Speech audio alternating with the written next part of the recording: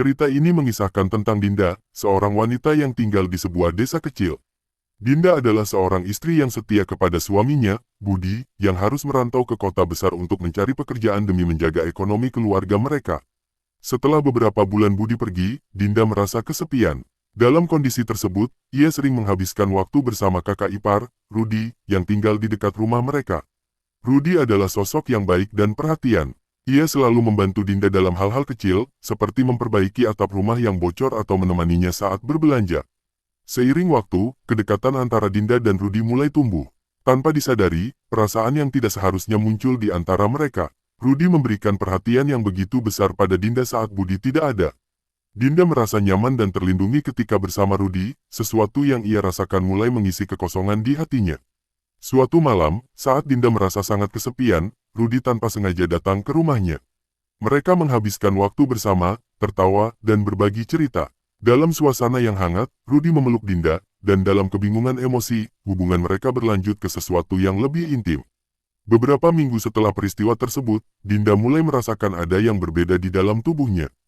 Kebingungan dan ketakutan menyerangnya ketika hasil tes kehamilan menunjukkan bahwa ia hamil. Dalam pikirannya, Dinda merasa dunia seakan runtuh. Ia tidak tahu bagaimana cara menghadapi situasi ini, terutama untuk mengungkapkan kepada Budi, suaminya, yang berada jauh di kota. Dinda terjebak dalam perasaan bersalah dan bingung.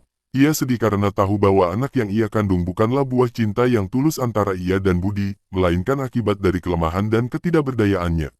Ia merasa tertekan dan tidak tahu kepada siapa ia harus bercerita.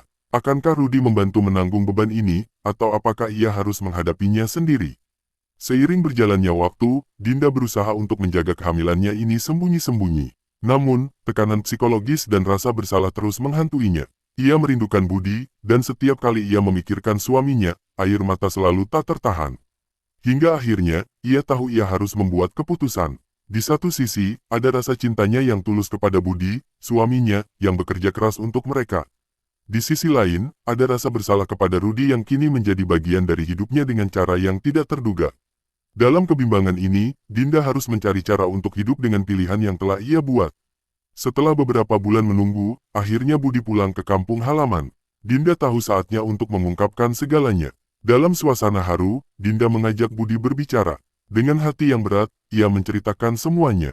Air mata Dinda mengalir deras saat ia menjelaskan tentang kehamilannya dan apa yang terjadi dengan Rudi. Budi terdiam, menahan emosi. Ia merasa dikhianati, tetapi di dalam hatinya, ada juga rasa kasih sayang kepada Dinda yang tidak bisa ia buang begitu saja.